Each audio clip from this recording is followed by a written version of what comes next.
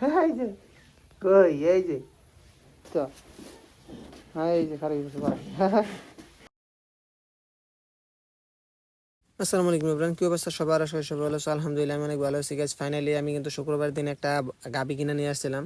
সেটা হচ্ছে গাবিন ছিল, আর আমি বলছিলাম যে 7-8 দিনের মধ্যে বিয়ে হবে। সেই গাবিটা কিন্তু আলহামদুলিল্লাহ আজকে হচ্ছে মঙ্গলবার, শুক্রবার দিন নিয়ে আসছে, আজকে হচ্ছে মঙ্গলবার। 3 দিন পরে দেন বাচ্চা দিয়ে ফেলছে, আর বাচ্চাটা দিছে হচ্ছে কিছুক্ষণ আগে, মানে এক এক ঘন্টা আগে এরকম আগে দেওয়া হয়েছে, আর বাচ্চাটা দিছে একাই।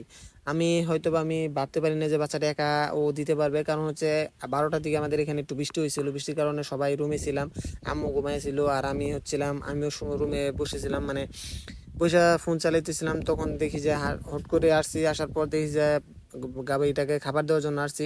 সে অনেকক্ষণ ধরে শুয়ে আছে। দেন কিছুক্ষণ আগে আমি দেখে গেছি যে গাভীটা বিয়ানোর কোনো পসিবিলিটি নাই, কিন্তু জানি যে বিয়াবে হয়তো বা 2-1 মধ্যে বিয়ে দিবে। দেন যেহেতু আসছি, আসার পর খাবার দিতে এসে দেখি যে বাচ্চা পড়ে আছে। সেটা দেখে তো আমি তো ফুললি অবাক অলরেডি, কিন্তু আমি ডাকাটাকে শুরু করে দিচ্ছি। আম্মুরা ডাক দিয়ে তুলছি, আম্মুরা ডাক দেওয়ার পর দেন তাকে নিয়ে আসছি যে আম্মা বাছুর বিয়াইছে।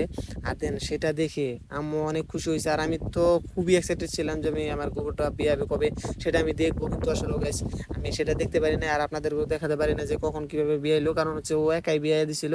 দেন এখন বাচ্চাটা যখন দিছে তখন বাজে হচ্ছে 1টার দিকে।